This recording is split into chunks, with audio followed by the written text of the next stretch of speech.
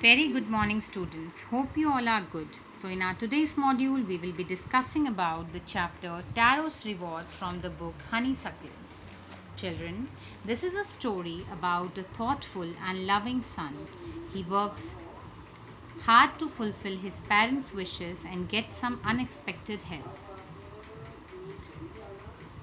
A young woodcutter named Taro lived with his mother and father on a lonely hillside. All day long he chopped wood in the forest. Though he worked very hard, he earned very little money. So children, he has to work very hard, but despite of working so hard, he was earning very little money. Here chopped means to cut something into pieces. This made him sad, for he was a thoughtful son and wanted to give his old parents everything they needed. So, children, look at these lines. How wonderful it is written that he wants to do something for his old parents, whatever they needed. So, one evening, when Taro and his parents were sitting in a corner of their hut, a strong wind began to blow. It whistled through the cracks of the hut, and everyone felt very cold. What is the meaning of whistle, children? It means pass through with a whistling sound. Through the cracks of the hut, and everyone felt very cold. Suddenly, Taro's father said, I wish I had a cup of sake. It would warm me and do my old heart good. So, what he wanted, children? He wanted a sake, which could warm him and do his old heart good. This made Taro sadder than ever. Why, children? Because he was not having this much money that he could buy a sake for his father. So he had to work even more harder than before. This made Taro sadder than ever, for the heart-warming drink called sake was very expensive. So children, this drink, that is sake, was very expensive and he could not afford that. How do I earn more money? So the question here is that how he can earn more money. He asked himself, how do I get a little sake for my poor old father? He decided to work harder than before. So he finally decided that if he will do more hard work, he will get more money. Next, children, next morning, Taro jumped out of bed earlier than usual and made his way to the forest. He chopped and cut as the sun climbed. So, children, there was an intense heat, but still he keeps on cutting the tree. And soon he was so warm that he had to take off his jacket. So, children, the temperature was very high. Everything was very warm out there, and he felt warm, and that is why he need to take off his jacket. His mouth was dry. So his mouth got dry, children, because the temperature was very high, and his face was also wet with sweat. My poor old father, he thought, if only he was as warm as I. And with that, he began to chop even faster. So, children, he was doing a lot of hard work so that he can get extra money because he wanted to buy a sake for his father. Then suddenly, Taro stopped chopping. What was that sound? He heard. So, children, while cutting, he heard a sound. So, he thought, could it be possibly a rushing water? Taro could not remember ever seeing or hearing a rushing stream in that part of the forest. So, children, here he imagined and he thought that he had never heard this voice before. But today, something unusual voice was coming from somewhere. So, what he did?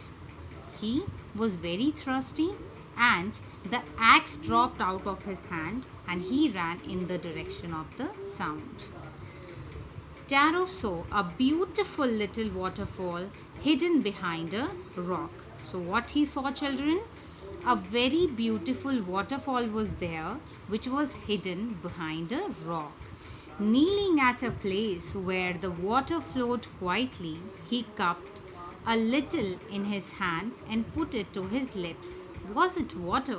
So, children, he asked himself a question, that was it a water?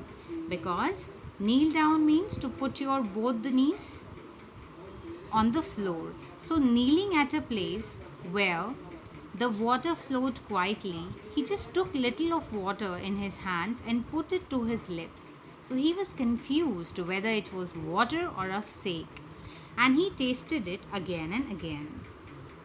And always it was the delicious sake instead of cold water. So, children, after doing this much of hard work, finally he got a delicious sake. And why he was so happy?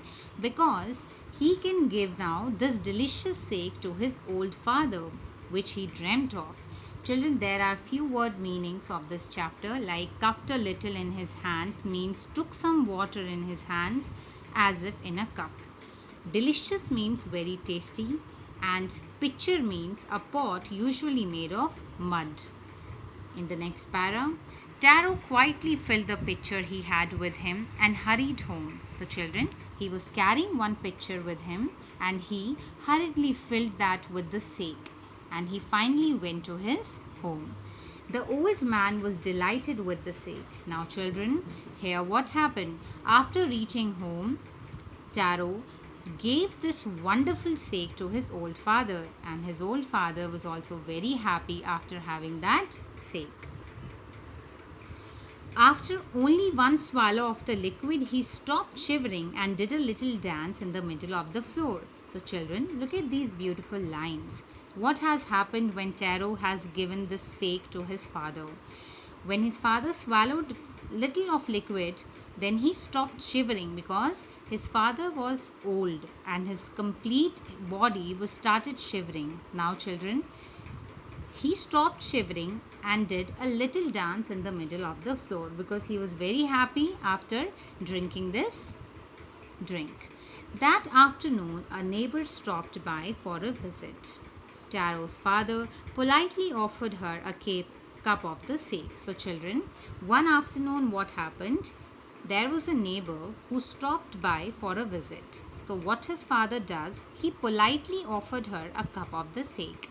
The lady drank it greedily. Here, greedily means as if desiring more and more. So, like for example, if you like something to eat, like burger or any other dish which your mums make, so what you do, bete? You keep on eating that thing and you desire even more. Then Taro told her the story of the magic waterfall. Thanking them for the delicious drink, she left in a hurry. By nightfall, she had spread the story throughout the whole village. That evening, there was a long procession of visitors to the woodcutter's house. Each man heard the story of the waterfall and took a sip of the sake. So, children, one evening there was a long procession of visitors to the woodcutter's house. Everyone came and each man heard the story of the waterfall and took a sip of the sake. In less than an hour, the pitcher was empty. So it got empty, bete. Why? Because everybody had taken a sip of the sake. Next morning, Taro started for work even earlier than the morning before. He carried with him the largest pitcher he owned, for he intended first of all to go to the waterfall. When he reached it, he found to his great surprise all his neighbors there. So what he observed, children, that everybody, all the neighbors were there in front of the waterfall. They all were carrying a number of things like pitchers, jars, buckets, anything they could find to hold the magic sake. Then one villager knelt and held his mouth under the waterfall to drink. He drank again and again and then shouted angrily, "Water! Nothing but water!" Others also tried, but there was no sake, only cold water. So, children, when Taro said all of them that about the delicious sake, so everybody was very excited to drink that, but there was only water, no sake, only cold water. So neighbor said, "We have been tricked," shouted the villagers. "Where is Taro? Let us drown him in this waterfall." But Taro had been wise enough to slip behind a rock. When he saw how things were going, he was nowhere to be found. Here, tricked means deceived. Muttering their anger and disappointment, the villagers left the place one by one. Here, muttering means speaking unclearly. Taro came out from his hiding place. Was it true? He wondered. Was the sake a dream? So he questioned himself that was it true? He wondered, was the sake a dream? Once more, he caught a little liquid in his hand and put it to his lips. It was the same fine sake. To the thoughtful son, the magic waterfall gave the delicious sake. So, children, as the son was thoughtful, and therefore the magic waterfall always gave him the delicious sake. To everyone else, it gave only cold water. So, the story of Taro and his magic waterfall reached the Emperor of Japan. He sent for the young woodcutter and rewarded him with 20 pieces of gold for having been so good and kind. Then he named the most beautiful fountain in the city after Taro. This, said the emperor, was to encourage all children to honor and obey their parents. So, children, this story was all about very nice person who encourage and who honor, who obey his parents, and that is why even nature has gifted him a wonderful sake. So this was a beautiful story, children, Taro's reward. So this was his reward. I hope you all have enjoyed this wonderful chapter, children. Now we will be discussing question answers in our next module. Thank you.